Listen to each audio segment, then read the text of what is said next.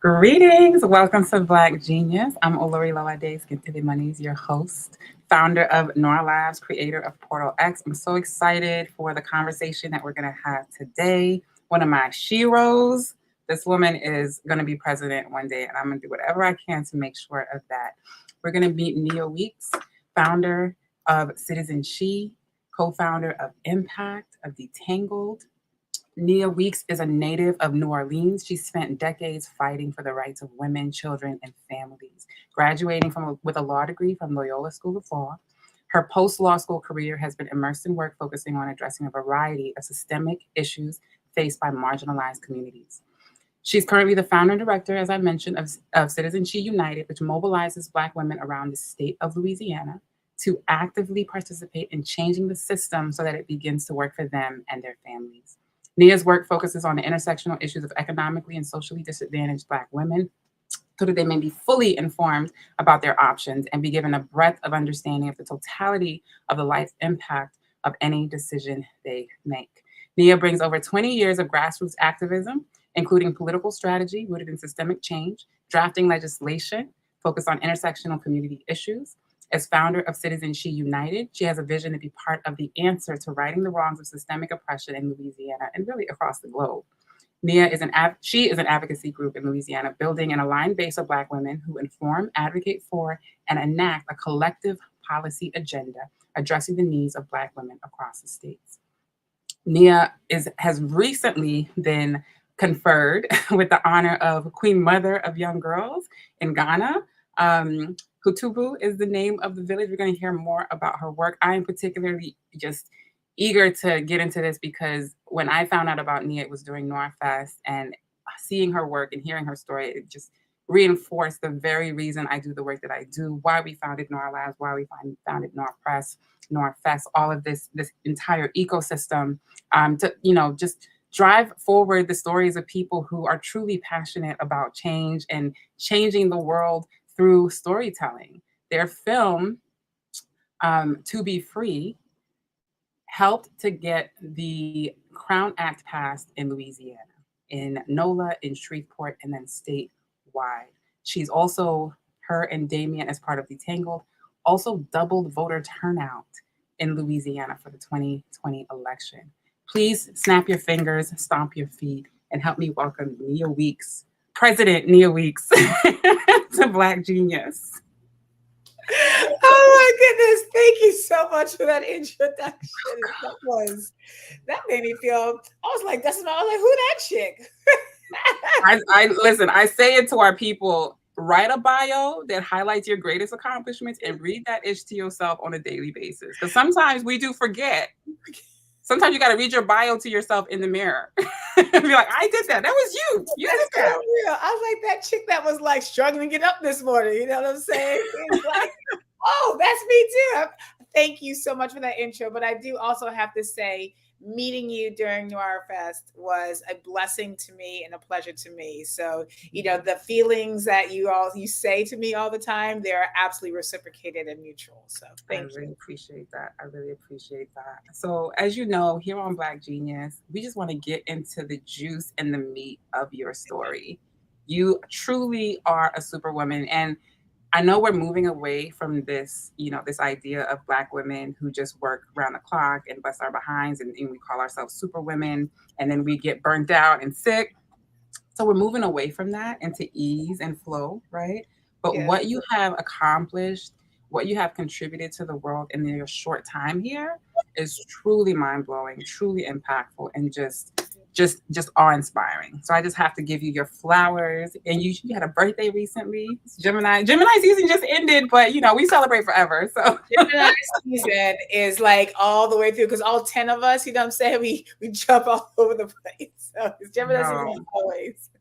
So you are in NOLA right now, which is where you grew up. Yes. Yep. Just came back from Ghana, had a bout of, some interesting stuff coming back from Ghana. But I wanna let's hear about your Ghana trip and coming back to NOLA and just looking at the contrast in worlds as well as the parallels and the intersections, just kind of placing you in this moment and what you've experienced, in the last month plus. Yeah. Well, this time going to Ghana, it was my fourth time being there. And but this time was much less of a ooh Ghana and ooh Ghana. Mm, And when we talk about the similarities and the parallels and the contracts, way more parallels. And not just between New Orleans and Ghana, which, I say Joe Love Fries is nothing but jambalaya. you know, Fish soup is nothing but a bunch of gumbo, and we all second line. And even the funerals are very much similar. We have jazz funerals; they celebrate with music and dance and dress. Funerals the same. So there's so much similarities there, but there's similarities with Black folks across the world. Right, everywhere I go, there's so much synergy. The fact that we love bold, beautiful colors, the fact that we like our food to taste a certain way, the fact that we interact and react. We all dance to a very similar beat. We can catch the rhythm together. And mm, no one told us to conspire like this. This is just the essence of who we are. And so I realized when I go to Haiti, they say welcome home. When I'm in Ghana, they say welcome home. When I'm here, we welcome people home. When we go up north, we welcome. We are home no matter where Black folks are. mm, There's synergy, there's love there. When we take away racism and all the things and negative things that impact who we are, we just have us at our core. We are loving, beautiful, creative, imaginative, brilliant people. And that is what I get that resonates with me when I'm there. And so this trip into Ghana was much more immersive in culture, building our projects. We went from ideating on our projects and ideating on the things that we want to do, and actually start putting foundation and building on that. And so we really got to get to know the government, got to get to know the people, the structure of royalty, the history of fabric, the history of women warriors. Right, got to learn so much of that and really become ingrained in the community as part of home. And mm. so this trip to Ghana was a beautiful experience. I got to fall out of love and in love with Ghana at the same time. And I think that, to really have a relationship with anyone or anything, you have to fall out of love, back in love, and then recommit very differently in order for you to navigate. And that's what happened during this trip in Ghana. Wow. So talk about what made you fall out of love and what you make of this movement. Year of Return is one of the things that is on the backlog of things that you're going to be working on, right? Yes. The legacy of Year of Return. I'd love for you to share how you view this kind of return that's happening and what, and how that connects to your falling in and out of love. Yeah, I Please. think that as Americans, especially Black Americans, we have this ideation about what it means to be in Africa, right? We feel like it'll be a closure and a reopening to something new, and it is. But we forget that Africa was colonized, Mm, right? And so Ghana was the first country to be decolonized. And so they're much further along than other spaces across the continent. But that entire continent, during the Berlin, trade deal, they conference. broke Mhm. it off. Right. And so there's a reason why in Togo they speak French. There's a reason why, in Ghana they speak English. And that's because that's who they were colonized by. And so when we talk about European ideology being immersed in how we navigate with each other, very much so real on the continent, just as much as it is here in the diaspora. It's just differently imparted because we have a history of slave trade that's also ingrained in there. But the way people move and ideate, you can see where colonization impacted how they interact and react with each other. um, when we talk about male female relations, you can see the impact of colonization on that. When you see the deprioritization of people who are impoverished, when you see a deprioritization of the people who actually are, Ghana is one of the wealthiest countries in the world, but the people don't get those coins. You know what I'm saying? And so, and those people are struggling the same kind of way we struggle in the States for money and resources, and then the collateral consequences that come with that. It looks very different in Ghana. They're not, crime is not a huge deal, even though crime does exist. But they're, the way people have to move with each other, it can be heartbreaking. And the knowledge that that is because of colonization is heartbreaking as well, because I'm like, I went to Africa to be free. And I'm like, oh, I got to fight here too. And so that was a very real realization and a heartbreaking realization, but then a rejuvenation of like, oh, this is what the work is going to look like now.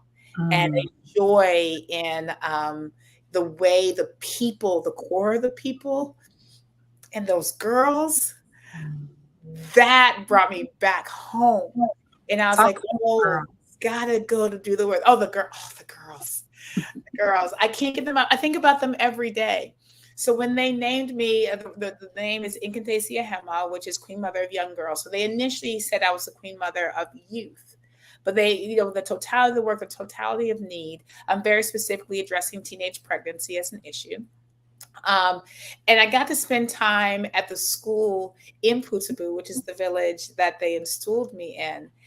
And I put together, I call them my Nkantasia. So my name in Ghana is Nana Efwa Achwe. And my Nkantasia is Nana Efwa's Incantasia. So Nana Efwa's girls. It's 10 girls that volunteered to be part of a leadership circle. And the goal of the leadership circle is to get them not just academically ready, but globally ready, right? Have people come in from different spaces to teach them different skill sets, economic equity, and what does it mean to do branding? What does it mean to run a business? What does it mean to own a home, buy land? All of those kind of, thinking and dreaming the same way our girls are not allowed to dream and think here in the diaspora.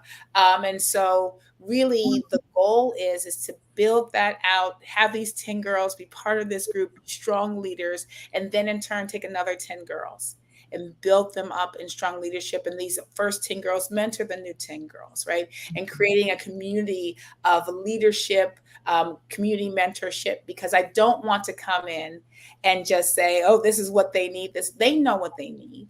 They also recognize culturally what they can and cannot do. I don't know all of that. So it's giving them the skills, giving them an understanding, and then allowing them to figure out how to incorporate that into their village, into their culture, into who they are. So many times, especially us as Americans, and I'm recognizing as Black Americans, we come into spaces, we think we're the expert, and we try to tell everybody what they need. And the reality is, but they can't do that because culture dictates that they cannot. Culture dictates that they must do this. And we may or may not agree, but that's the culture, right? That we have been invited to participate in. And there's a reason why there's crime is low in Ghana. It's because there's a respect level of community culture, an exchange of space.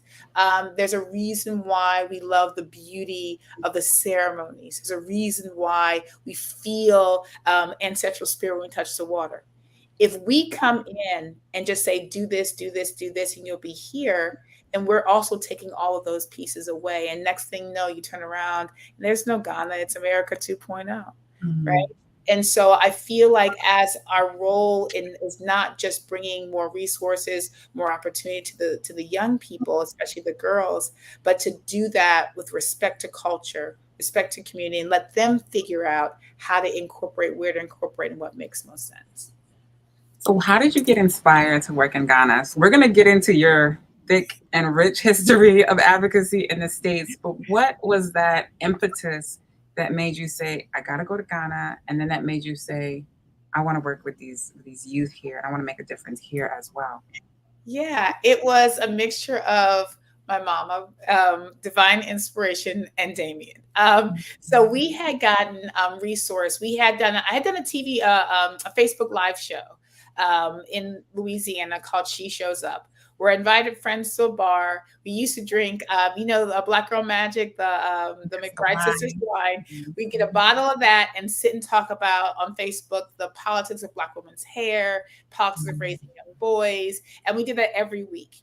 COVID hit, and we started doing it like this, live stream, and I got to interview Black women from everywhere now, because we're doing it live stream, not at the bar.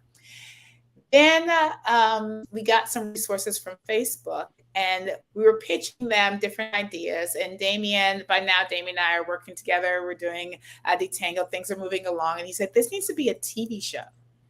And he's like, we need to like show up in different places, interviewing Black women doing incredible things. And so we gotten the funding from Facebook, trying to figure out how we're going to move this show. And he went to Ghana to visit a friend of his. And he called me probably 2 days in and said, our first episode is going to be in Ghana. And I was like, we go to Africa? And it was supposed to be a trip of like rejuvenation for him, scouting all these places. So I had no idea what I was stepping into when we went. I know we got a crew together. Our crew is actually the same crew that films Red Table Talk for Jada and Will. We brought a crew together, and I literally just showed up in Ghana. That first night was incredible. I mean, we got red carpet treatment, what have you. And then the first interview I had was with a woman named Nana Cherewa. She is actually from the States as well. And she had come to Ghana, in the 70s, completely green, and got installed as a queen mother while she was there. Her story's in our first episode. Check it out. Her story is deeply in that episode, but I'm watching how she moved, and I'm watching how the children moved with her. And so I'm like, this is kind of dope. So then we go to my next interview, and first of all, we drove to a palace. I didn't know they had palaces in Ghana. A palace, and interviewed this woman named Nana Mimfwa. And we're driving through her villages, and she's over 200 villages from Cape Coast to Takoradi. We go to one of her villages, and I hear the drums. And I'm like, okay, this is a little different. And before you can be in a space, you have to go through protocol. We went through the protocol, and then she goes, where's your cameraman? And that's why he's outside getting B-roll. And she goes, I have a surprise for you. And she said, today I'm installing you as queen mother of the youth of this village. I say, what? There's no like application process. There's no, they had done their vetting. It literally just happened. And so she installed me. And the reason they called it installment is because they sit you on a stool.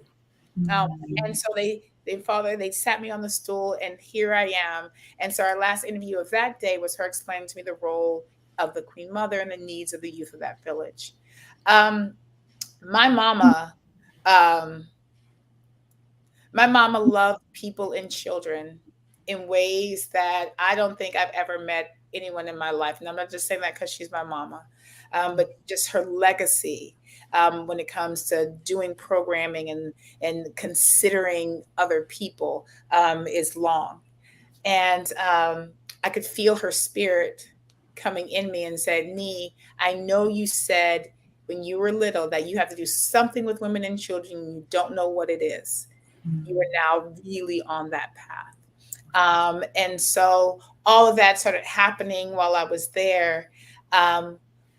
We left after 2 weeks, and Damien and I just started ideating about how we really wanted to show up for these kids. We do a program where we teach kids to be filmmakers called Cyber Justice. We had done a Cyber Justice with the kids there. We knew we had to go back and show them their film. We also knew that they needed library books and computers and all this kind of stuff. So we went back and started talking and figuring out like what actually was needed. The third time we went back was actually, we were supposed to go back for Damien's installment as chief, which he has, this was this last time we did, but he couldn't come, unfortunately. But I brought my children and my father, and my daughters started falling in love with Ghana and telling me what the girls needed. They spent a lot of time with the young girls in the villages, spent a lot of time visiting a lot of schools.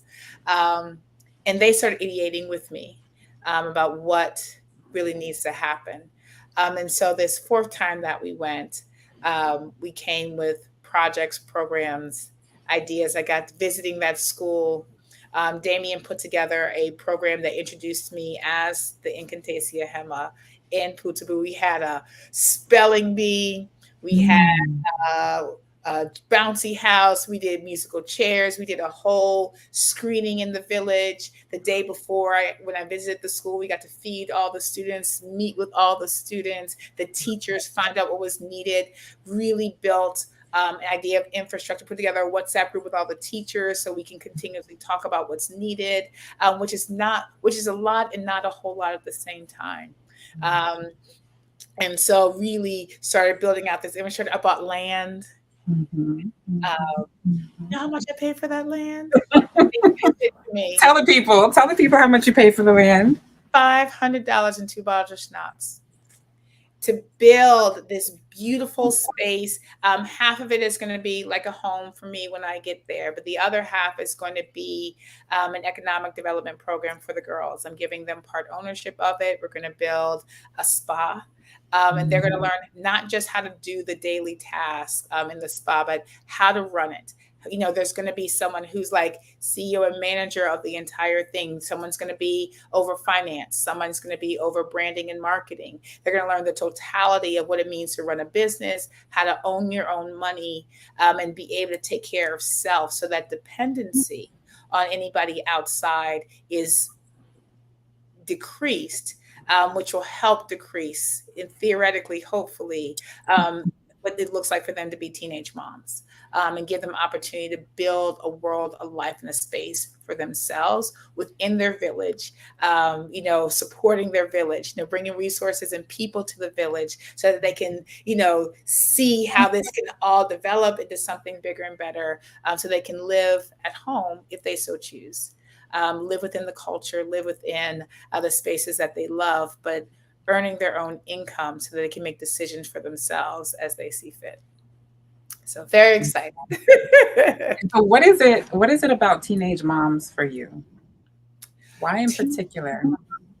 So I was 20 when I had my son. And I think because I was in college, I had, I did go to private school growing up, that people don't categorize me as a young mom.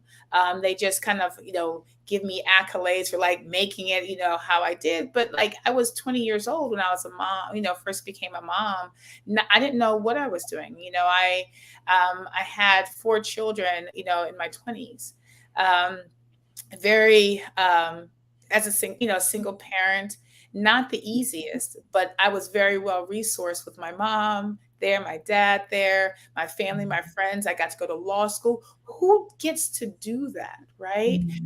And every time I was able to take a step forward, the thing that kept resonating me, there's a judge here in New Orleans, Judge Kern Reese, who actually gave me $10,000 when I didn't have it to continue my education. And the only thing he asks is for me to pass it forward, right? And passing it forward is not just money. It's not just the programs we develop, but it's really considering, how did I get here? What did it feel like when I didn't know how I was going to feed my child? I'm back home post Katrina. My parents didn't have a place. I lived on people's couches. People don't know that me and my children lived on a couch the entire time I was in law school. There were moments that, there's a story in the Bible where the mother makes the bread for her and her son, and says, we're going to lay down and pass away because we don't know where our meal is coming from. There was a whole summer that looked like that. I really, to this day, I don't know how God fed us. I got diabetes while I was in law school. My mother got dementia while I was in law school. I got divorced in law school. All the things in life happened to me. And so recognizing the support and help that I had in that time, and I'm looking at these babies and they're told that life ends. They're told that these limitations exist. No one told me that. No one told me that life was over, limitations is. They just found ways to help and support. And so for me, I don't like the idea, especially young girls, going to bed thinking this is it. I can't dream, live. God didn't intend for us to just survive in this world. He intended us to enjoy our time on earth. He intended for us to love and build and grow.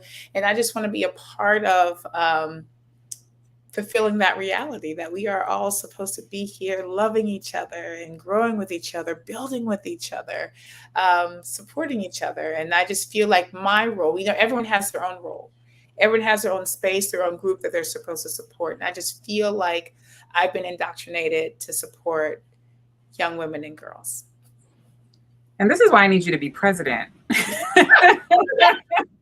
This piece of the story right here, when I think about you going to law school with 4 kids, caring for your mother who was ailing, still fighting for justice for others, because you went to law school because you had worked in the foster care system.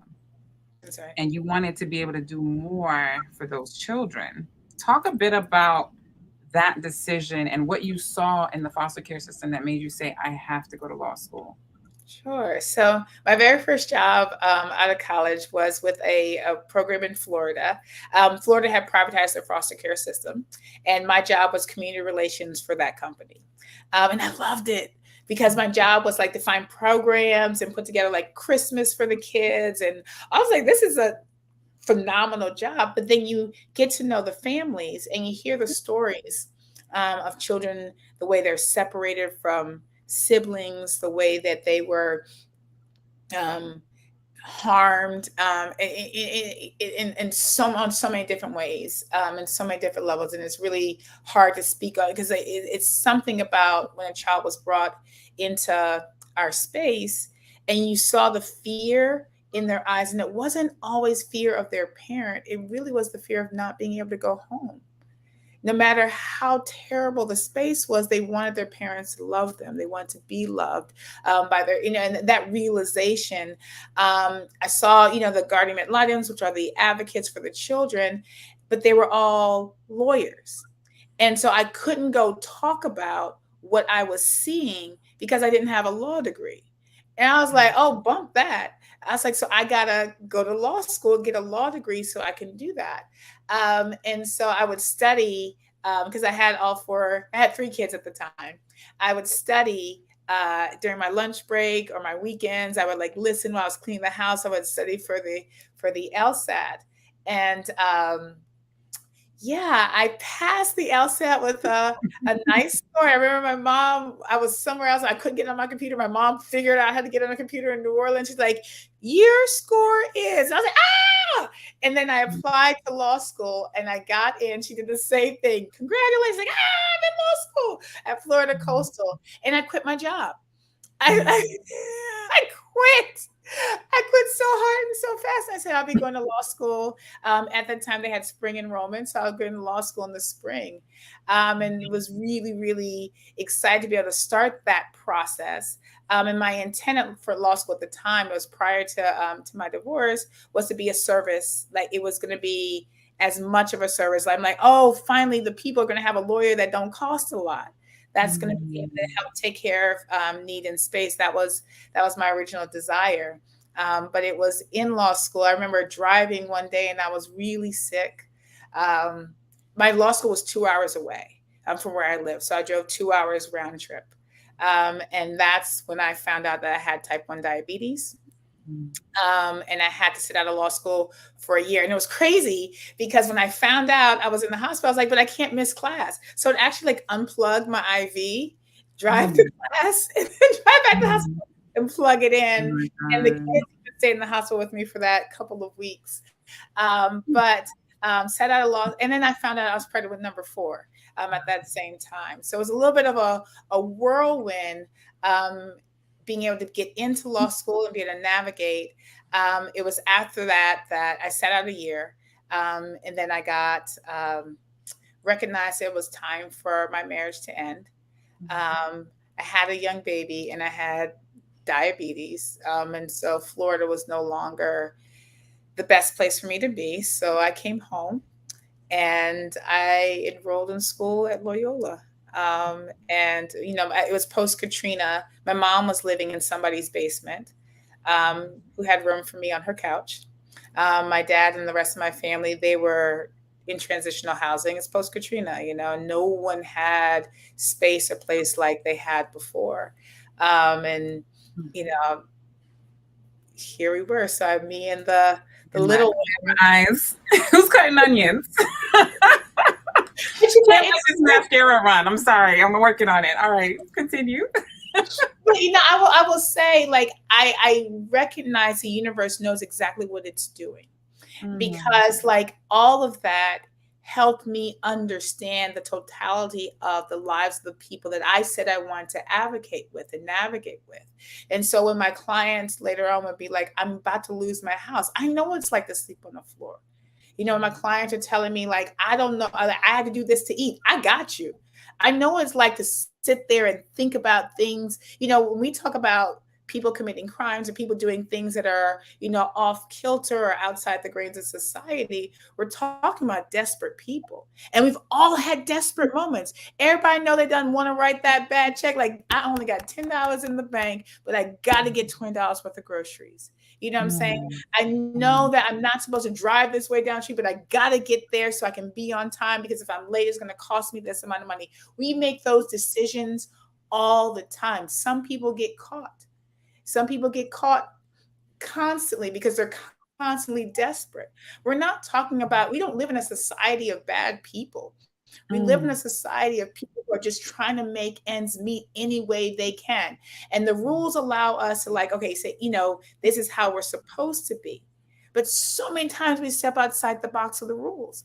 And so all these things that happened, in my life allowed me to see it and understand it and experience it, not read it in a textbook, not theorize and say, well, I hope it gets better. My clients like, I I don't want to do, I gotta eat. I'm like, I got you. I understand. And I'm looking at the judge like, got it. How they supposed to eat though? Right? My mm, advocacy was able to change. And so I say, good, bad, or ugly, I won't change anything in my life. And then I got some ugly. mm, I got some ugly.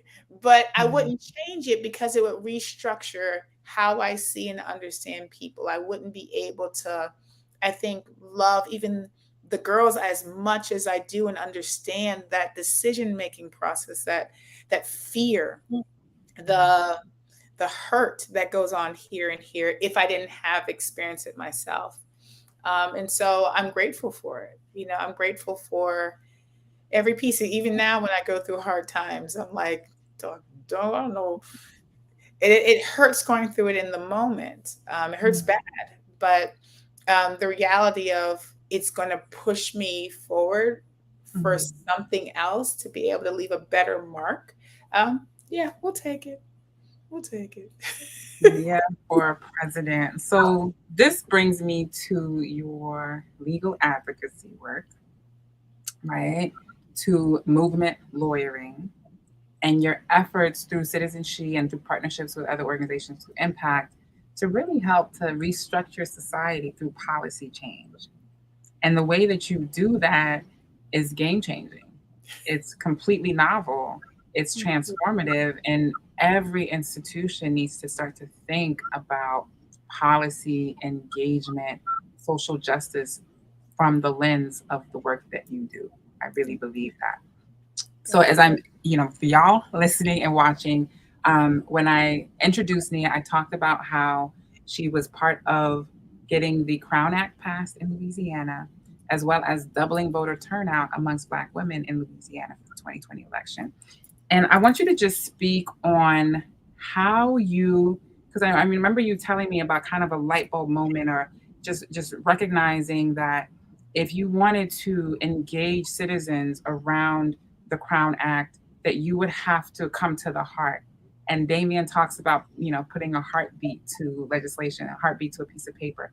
Can you speak a bit about that impetus, that understanding that if we're going to change things, we got to get into the hearts and minds of the people and help them to advocate for themselves. That's right. That's right.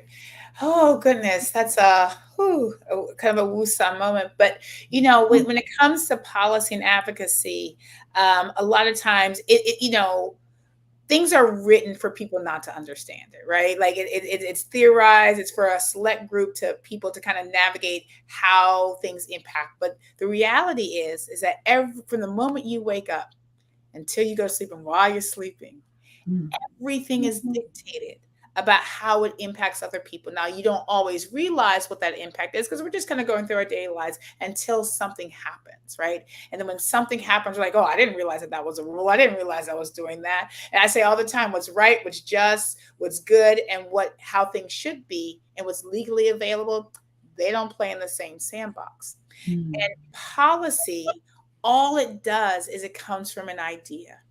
It comes from an idea that someone had about how people should interact and react with each other. So if I'm sitting here and I'm eating something, and I'm like, ooh, this didn't taste right, right? I don't think that people should have to taste things like this, on a daily basis. I can literally come up with a rule that says, things shouldn't taste like this. If I get a legislator that says, yeah, that should be a rule too, I can literally put that in place. And next thing you know, no one's able to taste pickle juice. It's like, where did the pickle juice go? It's like, oh, this one person thought that, you should need pickle juice. And so policy itself has to come from the hearts and minds of people. You have to understand people in its totality, how people think and feel and understand in order to move things forward. There's so many things, rules, and regulations around our lives that are hurtful and harmful. Um, and we don't know how to navigate those things forward.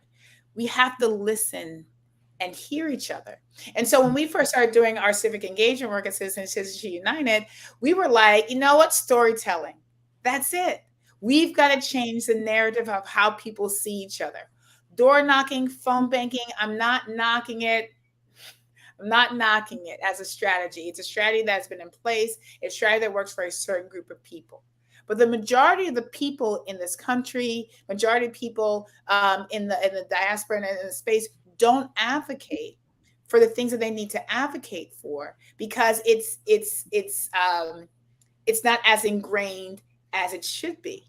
But stories, right, help us understand and see each other, and it clicks something in the brain.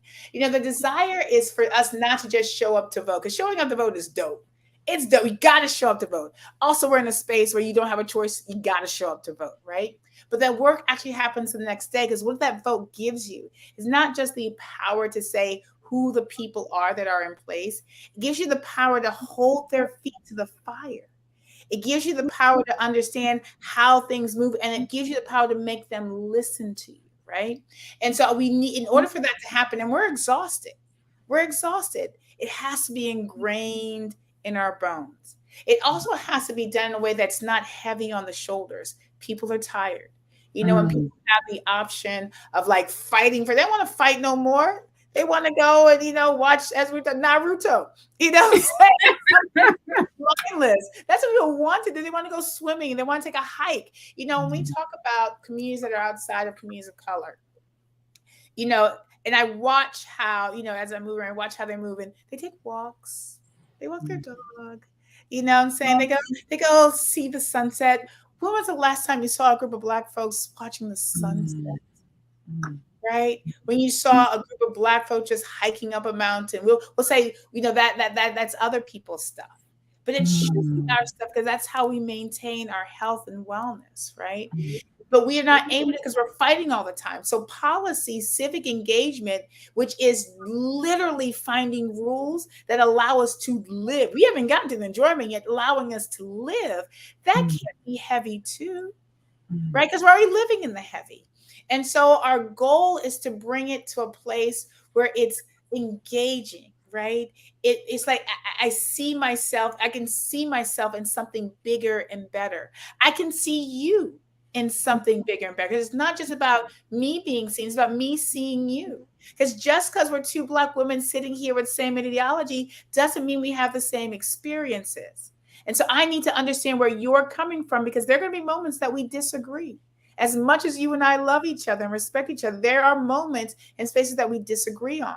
I need to understand why and where you're coming from, so you can understand my why, where I'm coming from, and we can find a happy medium, so we're both able to live in our own equitable space individually and collectively as Black women, right? And that needs to happen across the board. And so when we say we did storytelling, it's a narrative reconstruction, really. It's redesigning not just our ability to how, my understanding your story, but my ability to listen to your story. incorporate your story and my understanding of who you are into my own philosophy of life, and start building spaces and working with others to build spaces that are equitable and loving and joyful for me and my children. Because when we talk about the civil rights movement, we talk about what they weren't building nothing for themselves.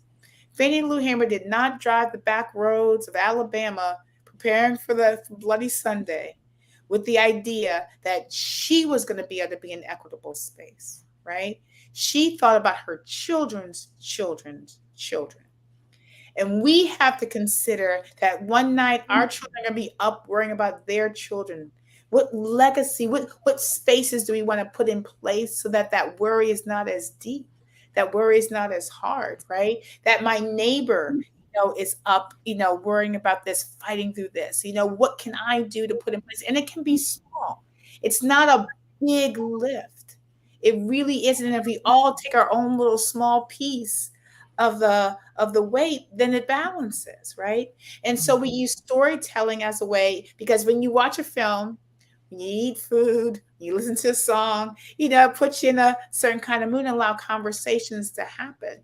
And we recognize that us doing that actually did work.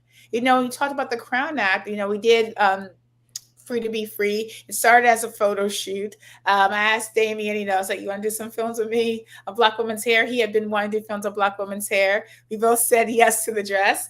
And we showed up taking pictures of Black women in their hair. And honey, that photo shoot was a bomb. 200 Black women showed up. Phenomenal photographer, Gus Bennett. Shout out to Gus Bennett. And he caught the essence of that. They didn't know that was going to change course of America, right? They just feeling good in their hair, right? And doing their thing, telling their stories, telling how they felt. We made that into a film, put that into a collection of stories, was able to kind of guide people through a story on how legislation happens, is passed and not passed.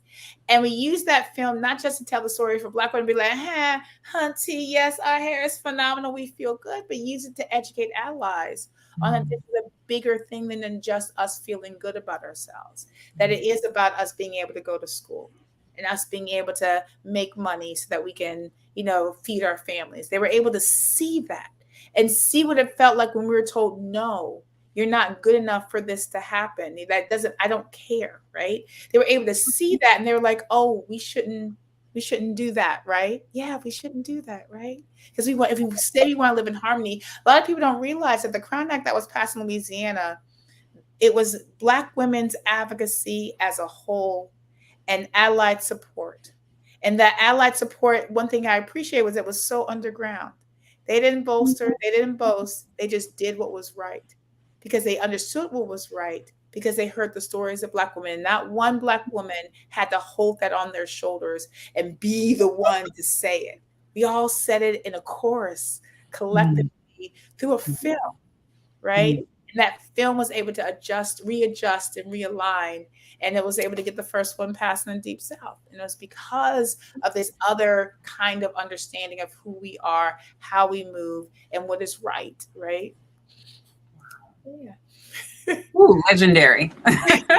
Legendary. So we're going to talk about voter turnout in 2020, but I want to come back to something you said about conversation.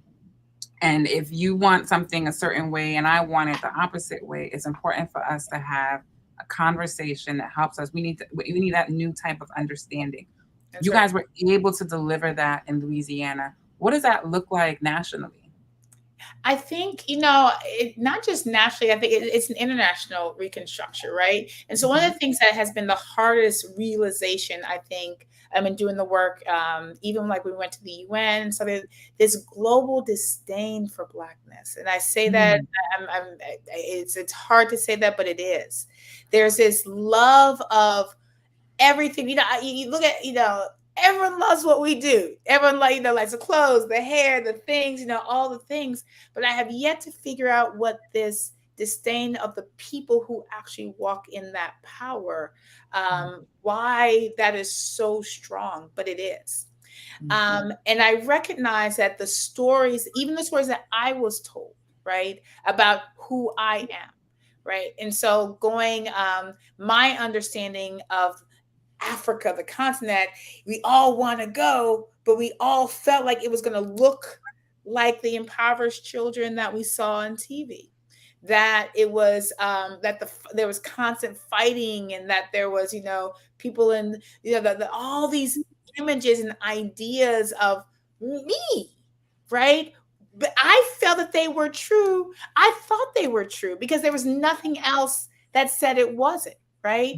Even during Black History Month, the films, I get mad every Black History Month because I'm like, but like no one tells the totality of the story of the strength and the beauty of who we are, and where we are and what we've done.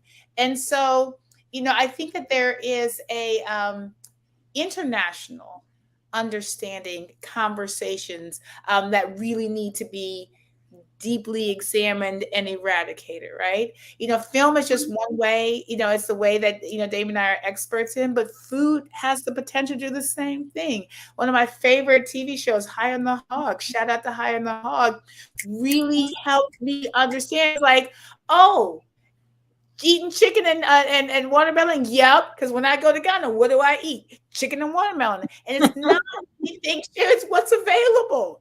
That's what's there. You eat the food that is available to you, right? In your space. And so that's literally such an easy conversation to happen, to make people feel shame about eating what's available. Like, you make me feel shame about putting food in my mouth, because the skin that I'm in, and so these conversations need to happen. I used to think, because I lived in the South, like, we got to restructure New Orleans, we got to restructure the South, we got to restructure we got to restructure how this world interacts and reacts to each other. And the reality is that we really, truly, at our core, love and respect each other. We really do. We really, really do. And it's ingrained in us to love and respect others. The policies, the frustrations, the heat, we talk about global warming. Global warming doesn't impact, the heat makes you mad, and so we just really have to retrain our brains that when we see another human being, that we're seeing a reflection of ourselves, and we're seeing a reflection of the Creator, and that they are intentional to be here, that somehow the universe has aligned and we're in the same space for a reason, that you are going to impact my life and I'm going to impact yours in some way. And I want my impact to be good. And I hope you want your impact to be good. Right. And I think that's the core and the crux of the work that we're trying to do.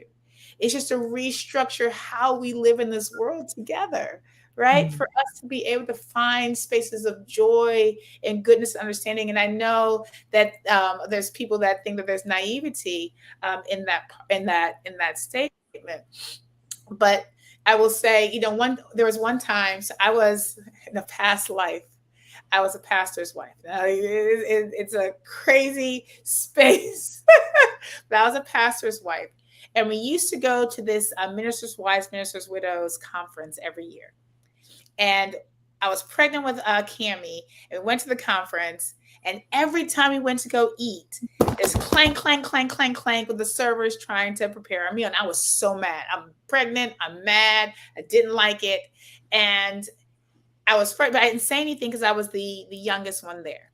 The last day, the elders, before we could even, they brought everyone into the prayer circle, right?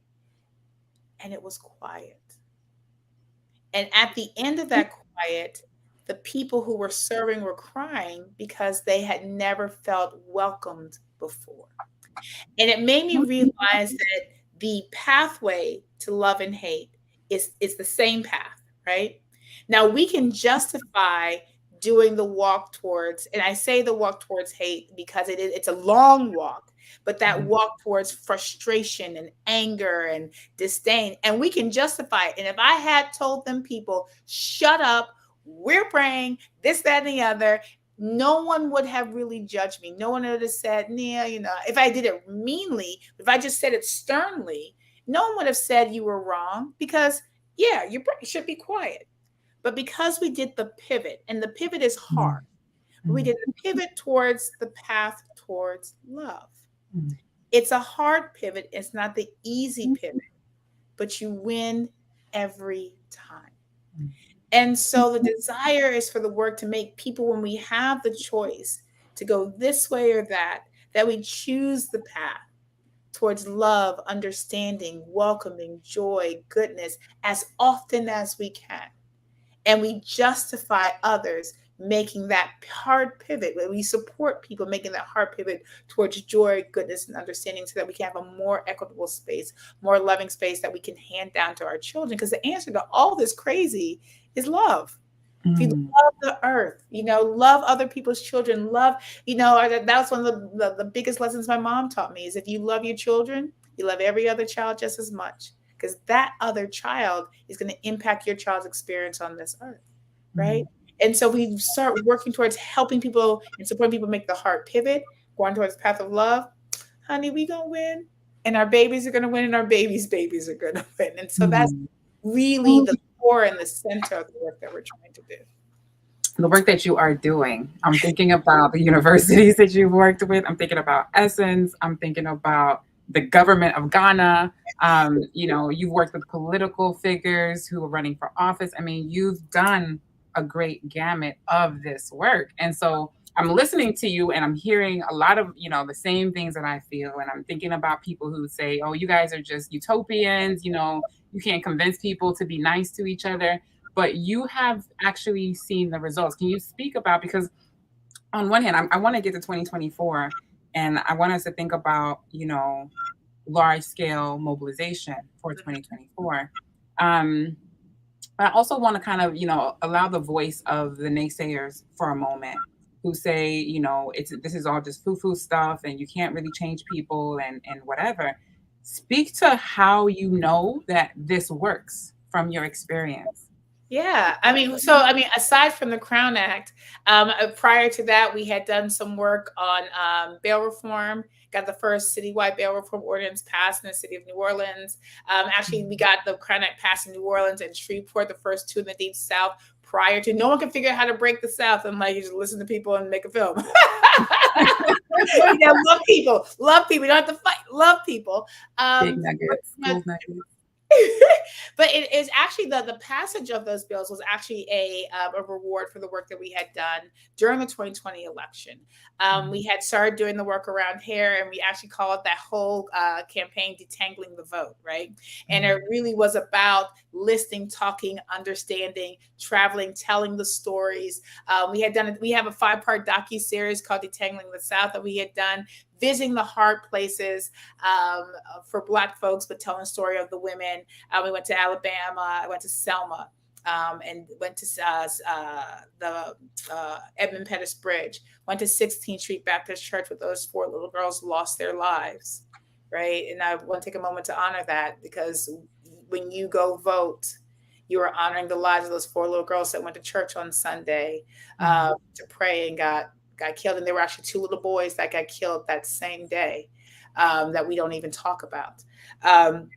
Went to Atlanta and not just told the story of Dr. King, but told the story of his mother, who was assassinated in church, right?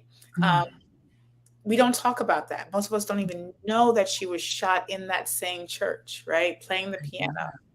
We tell the story of in Miami, of young people who don't even have the right to vote, advocating for people to vote, right?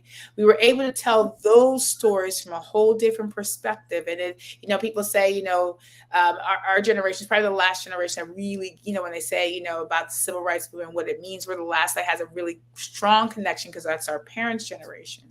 But we've only had the right to vote in this country for 58 years now.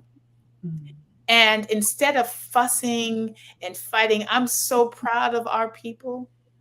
I'm so proud of all of our accomplishments. I'm so proud of who we are and where we've been. And I'm so proud of what we can do. We tell the story of the strength of who we are. And the reality is that movement has grown. We've impacted hundreds of thousands of Black women here in the state, not by, doing the normal trajectory of like filmmaking, but listening and talking. There are 150, there are actually 500,000 Black women. I'm sorry. Yeah, 500,000 Black women in the state eligible to vote, right? Only 157,000 vote. So our goal was to get 300,000 out there to vote, and we did. We did just by listening and talking and organizing from a place of love, right? Um, we've been able to organize the work that we're doing in Ghana. It didn't come from fussing and yelling and doing a whole bunch of it. It literally came from listening, organizing, talking to people, helping people understand the power that they hold within. And then, like I said, I know it sounds fluffy and flowery, but that's what people actually want. When we talk about love languages and all that stuff, that is real. People want to feel loved and supported and good. People want to enjoy their space. And that's what we offer. And when you offer that up, you get that in return. And so, you're able, and it's not just, in our secular, but it's in our governmental policy work, right? We know that the opposite doesn't work. We got low voter turnout in this country. I'm sorry, we do. Louisiana, we have maybe 43% of our community that actually turn out to vote. Everyone always talks about the Obama phenomenon and the first term that Obama ran, and everybody tries to duplicate it and trying to figure out what it was. He listened to people and offered hope. It's really that simple, right? When we talk about, spaces of, even the spaces that have had negative impact, those spaces in the course of history are because they offered people who were marginalized hope.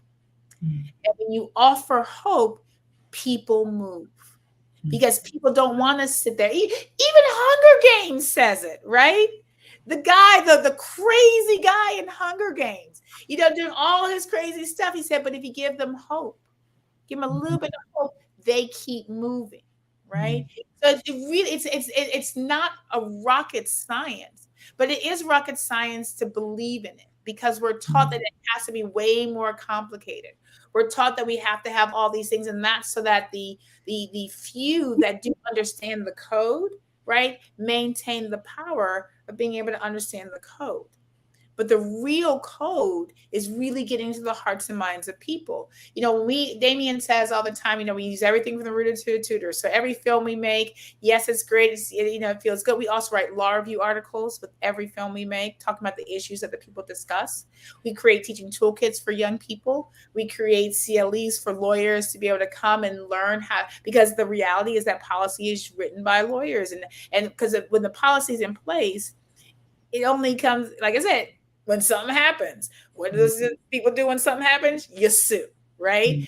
Who goes to the lawsuits? The lawyers. So the lawyers have to understand who the people are, where it's coming from, so they can be the best advocates to navigate the policy as it continues forward. Because the reality of our system is it's a living, breathing system. So it can change constantly, right? And so you have to be able to advocate and navigate what people are doing, as you're moving backwards and forwards. And so, we use everything, sorry, use everything from top to bottom. That's actually my daughter. She is wanting to get my kids are always trying to get my attention too. But moving the policy backwards and forwards, and that's how we're able to get things done. And so, yes, it may seem fluff, but there's a lot of strategy. There's a lot of thought. There's a lot of consideration. There's a lot of data that's behind it. We don't just do it just to do it. We actually really think critically. Even small things, right? About even the way people move their hands and stuff like that. It's engaging. All that has impact on our hearts, minds, and head. And so, we make sure that all the work we do has as much total impact as it can. And, we always say, if we reach one, we reach a ton. Because that one in their circle, they're going to restructure whatever circle that is. And so I may not be able to reach you directly, but that story, that film will reach you. Or that information will reach you, and you'll spread that somewhere else. And so I think part of the success of our work is that it's not just a moment in time, but it is it ingrains a new consideration into people's hearts and minds that allows it to spread and permeate. So you guys have worked with Dillard University. You worked with different levels of government in Louisiana. You worked at Columbia, worked with Columbia University. Talk about some of the different projects that you've done and how, because you talked about the CLEs and the, the kind of the packages that you create. Run us through an example of a partnership with an institution and how you help them to sort of reshape understanding, help law students, for instance, to rethink policy. Just walk us through like an example or two of that. Sure. So I'll use three examples. So we've worked with most universities in New Orleans, Louisiana, Xavier. I teach at Xavier, Loyola Law School, Dillard University, as you mentioned. And we've done different programming with each of them. So, for example, with Xavier University, professor there, we used to do a project called Love Letters to Black Women, where we had Black women write love letters to other Black women. They actually, Xavier had invited us to do a presentation of these love letters. So we brought these Black women from all walks of life who had written love letters to other Black women to come and discuss their love letters that they had written. And it was a little bit of a campaign. We had Black women at the school writing love letters. And then we did the workshop, the presentation, and it's actually now something that some of the students at Xavier are ongoing as a community space for Black women-led and focused organizations at Xavier to do this love letter campaign with each other, on a continual basis, which allows them to create a collective advocacy space together. So that was the intent of the love letters, to bring Black women together to say, "I see you, sis," and that's been translated on the collegiate campus. At Dillard University, we were brought in to do a movement lawyering project. So Dillard University has a pre-law program, and they wanted to create a space where they had more Black students going to law school and preparing for law school as real social justice advocates. And so they hired us to put together a movement lawyering symposium. It was 5 workshops, and we brought in community members, movement lawyers. And when I say movement lawyering, I'm talking about lawyers that work in social justice space, moving things forward. And so brought in different movement lawyers around different topics, teaching the law students how to develop their own projects. We did one of the things that we did with them was we did a presentation of one of our films, a discussion. The students were involved. They had to do their own research projects on the cities from Detangling the South. And we did a whole presentation, a workshop on that and the importance of voting. We have restructured that specific workshop and brought that also to Xavier. Actually, we did that interestingly. We brought that project to Xavier in a different kind of way, where we partnered with a local poetry group. And the poetry group had an art exhibition and poetry around Black women's civic engagement. We showed Detangling the South and had a workshop on voting. We also recreated that. We did that actually twice at Xavier. I forgot. We did that twice at Xavier. And then at Loyola, through the law school, I call them my Dora Melange. Yes. It was Law Center, which is the social justice law center at Loyola Law School. And I hired 7 Black women law students, gave them each an opportunity to develop a project of their own, gave them a $1,500 stipend, and mentored them along with my law clerk, because my main 3 law clerks that had been with me for 3 years, I wanted them to really develop their leadership space. So I put them in charge of the Dora Melange. And so I even told them, they were like, well, I gave them a budget. And they said, well, how much do we pay everybody? I said, I don't know. How much are you paying everybody? That's your budget.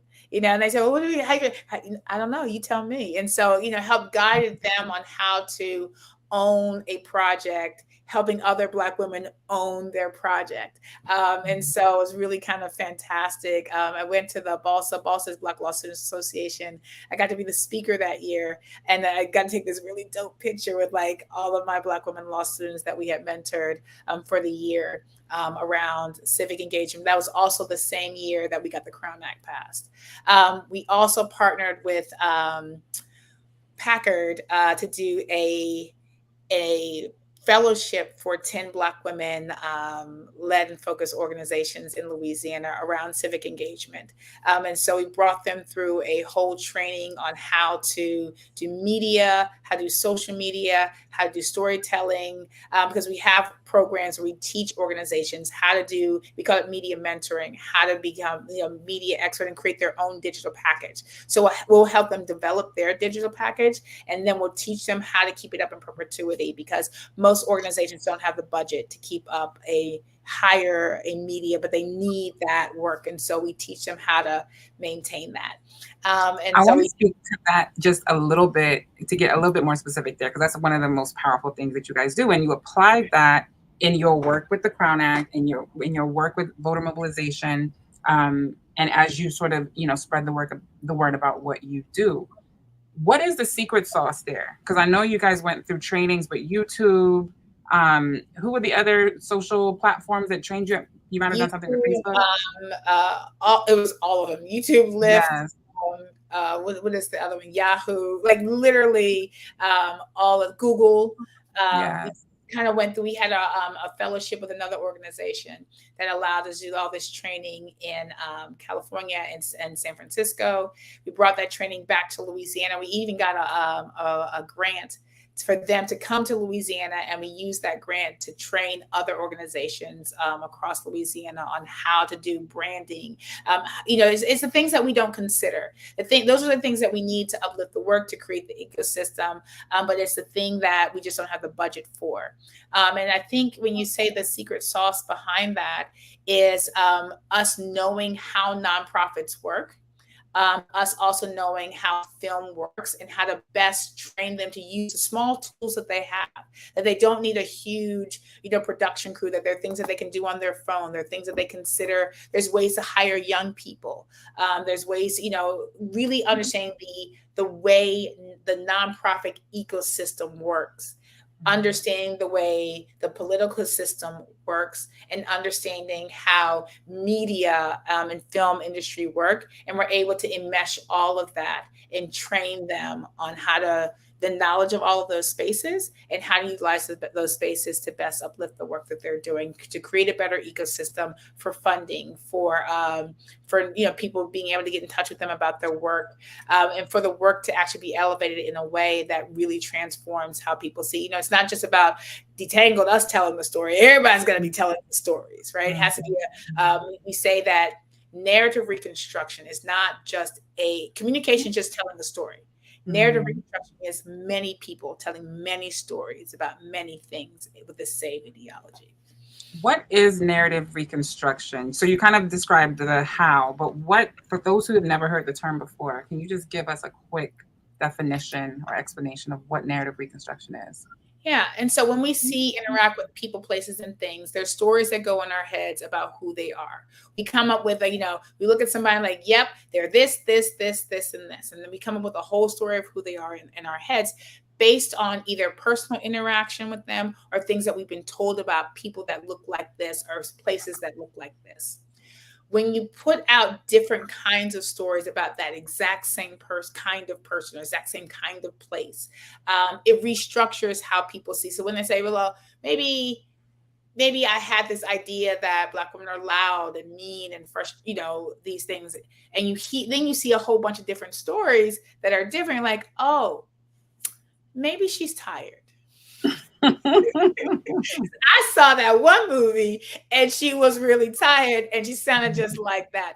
Or maybe her baby's hungry, right? It restructures the story that we put in our heads associated with that person, that restructures how we interact and react with that person. So instead of like getting loud back or getting you to be like, there's compassion, like, are you okay, sis? Like, do you need anything? It changes how we interact and react with each other. I think that's the best explanation I can get up with that. So I'm looking at the list because, y'all, I have a list of about 65 people or institutions that they have worked with, that Nia and Damien together have worked with. But I just want to shout out, you mentioned Facebook, Kaplan, Miss Foundation, Kellogg's Foundation, Foundation for Louisiana. Packard.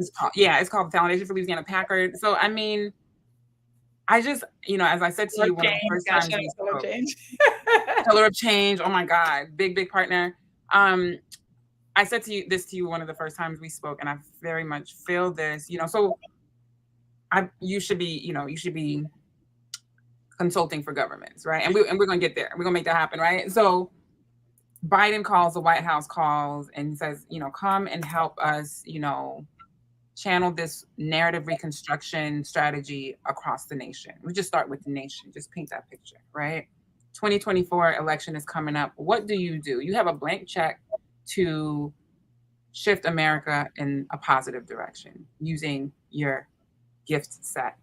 What do you do? How do you tackle that? I'm not going to give away all the secrets, but not all the secrets, but I will say the very, very first thing you do is you listen and talk to the people who've been doing this work for decades. The reality is that, we don't give accolades, to the people who have been really ingrained in this work for the majority of their lives. And so we talk about, ain't nothing for the kids, ain't nothing going around. Yes, there is. Miss Seeley right there on the corner has been feeding those kids every single day for the past 5 years with her own money. She knows more about them than anybody else, right? You talk to the barber shops. You talk to the women who are doing the hair salons where people talk. And you don't talk, you listen. And you spend time in each space that doesn't get the credit for the brilliance that they're, and you give them some resources to support what they're been doing, right? I will say the group that, and it's a little bit of secret sauce, but the group that has the most knowledge on voter engagement are those old Black women poll workers. You listen to them. That's the first step. Now, I'm not going to say what. Don't give them the rest. Don't give them the rest because they got to cut big checks to learn the rest. But that, that basically, gives the picture. What do you want to see for 2024? What do you hope to see at the polls? We talked about the importance of voting. I want you to speak to that, why voting is important. I was one of those people who, believed very much that we're being programmed, the whole thing is planned before whatever, right? Before anybody goes out to vote. There are issues with the Electoral College and all of that, which, we can get into when they take your courses, right? But speak to the importance of voting and why our votes actually do matter. Yeah. I will first say that if you don't think your vote matters, recognize that they spend billions to make you think that. Right. And so we're in a space right now. A lot of people don't know. So the Voting Rights Act outlined what states could and couldn't do in order to allow people to vote. Right now, we're talking not so long ago. So when our parents were born, they weren't full citizens because they didn't have the right to vote. The way you invoke your citizenship is to vote, serve in the military, and to serve on a jury. Those are things that are reserved for citizens. Right.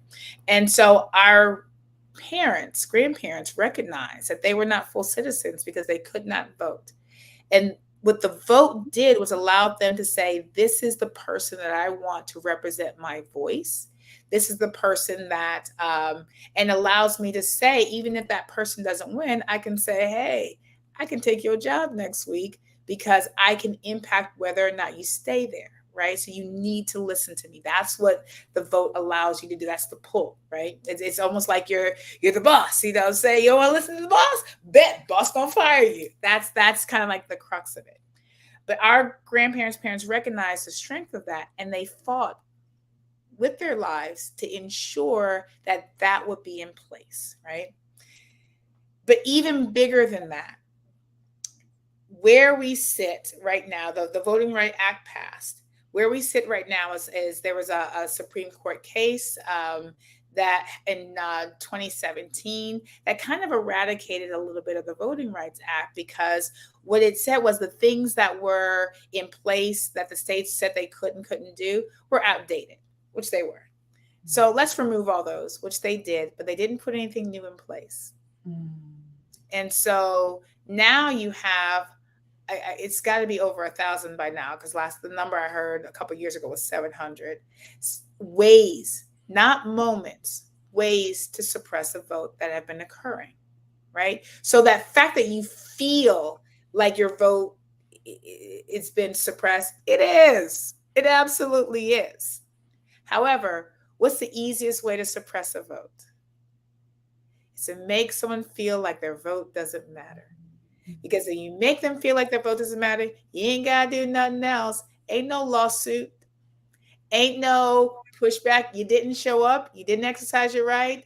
Done, cool, that's it. Right. And so the easiest way, so the fact that you feel that way, I feel very strongly in not making people feel bad because they feel that way. They paid a lot of money to get you to feel that way. And this is across the board, right? Because it's not just one side or the other that wants people to feel, like they don't have control over this country. Everybody's supposed to feel that way because it allows certain people to have control, right? So when you talk about my desire for 2024, I want voices to be heard loudly, right? I want the show up to be so strong that we're like, oh, not that they're like, oh, we really have to listen to the people. Me the People was written. Most of us weren't people. Most.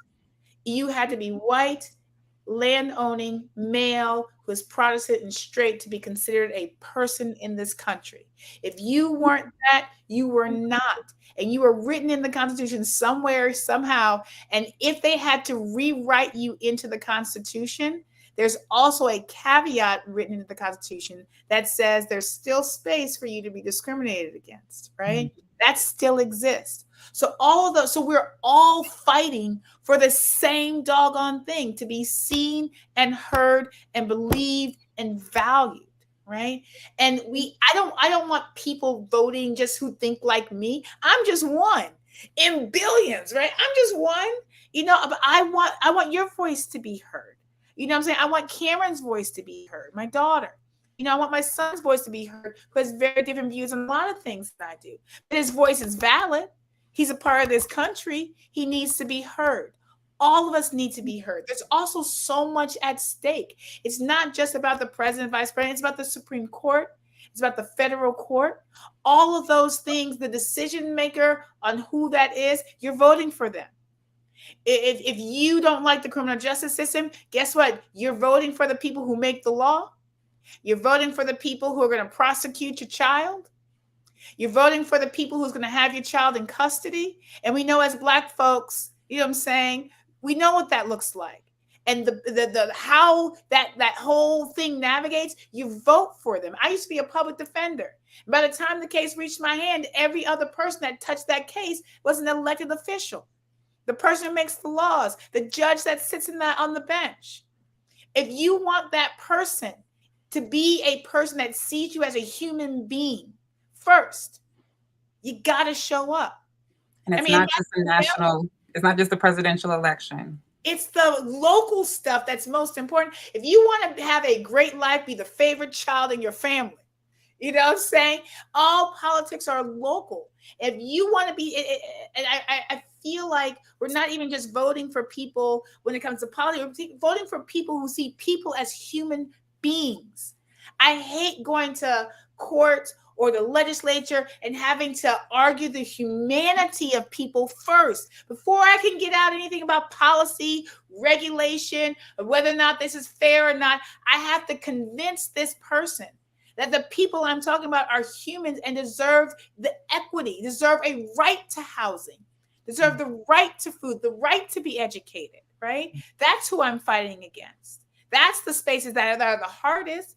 I can disagree with a policymaker all day, but if I'm disagreeing with a policymaker that understands humanity, I'm telling you that process looks a whole lot different. But when you're arguing with people who don't see human beings as human beings, that's a whole nother space. And so when you're considering whether or not you should show up, ask yourself, do I want to navigate this world and this country and this city and this community and this the neighborhood association with people who see me as a person, who see my child as a person first? Then yes, I have to show up. And yes, I get it. So many of the people that say you're Tylenol and aspirin, I get it. I get it. You're trying to figure out balance of lesser two evils. And there are some races that are just that you have to do a little bit more digging, a little bit more soul searching, that button's going to be hard to push, but not every button's like that. Vote for the ones that get that out the way, go prepared. And then the ones that are the hard, there are going to be hard choices. Yes, I grant that. I grace that. Hard choices all day, every day. But you have to make a choice. You have to, because we're going to continue to sit and wallow in a mountain of spaces where we're arguing. That's all we've been arguing this whole time is humanity. We haven't really argued policy. We've really been arguing humanity. And so we've got to get people in place that see human beings as human beings. And the only way you're going to do that is if you show up to vote. I'm not saying it's the thing for freedom, because it's not. That ain't going to give us free. It is a step on the ladder towards creating a world and a space where we can feel free and we can hand off a larger portion of freedom to our children and our children's children. How can folks join forces with you, future President Nia Weeks? What can folks do to help explode and amplify the work that you're doing and the message that you are spreading? Well, you can follow us. I got all the social media handles that you can think. Most things are Nia Weeks, Citizen She United, Detangled Pro, or Impact Global Strategies. That is all of our social media contacts. You can follow me on my personal at Nia Weeks. I keep my personal political meld together. So if you follow me, you'll see all the things. We also have our website, citizenshe.com. If you want to follow Citizen She, Detangled, it's spelled funny. It's DTANGLING.com. So detangling.com. So we got the hood, spelling, say detangling, it's a little different. We also have our impactglobalstrategies.com. And so you can follow us there as well. But yeah, just for corporate. Go ahead. You can say something else? I mean, you can follow us on any of that, and you can find us on any of that. So yeah. For corporations, government bodies, institutions that would like to partner with Nia, Damien, Detangled, Impact, they have some amazing packages coming out for y'all. So definitely check out their websites. We're going to be publishing more on their stories and their work and what's possible with them. And I'm really excited to see what happens in the next year. Yes? Thank you. Snap your fingers, stomp your feet. Thank you so much, Nia. This has been a blessing. I could go on for hours with you, but I got to let you do the next thing. So thank you for watching Black Genius. Thank you for supporting our work. If you want to learn more about Black Genius, go to noirlabs.org, noirpress.org. If you want to level up your life and fulfill your highest purpose, portalx.space for content, storytelling, and opportunities to engage that help you to fulfill your purpose. We all will be liberated from within as we get to know our highest selves and activate our dreams in action in community. Love y'all. Thank you for watching, and we will see you very soon. Peace. Thank you.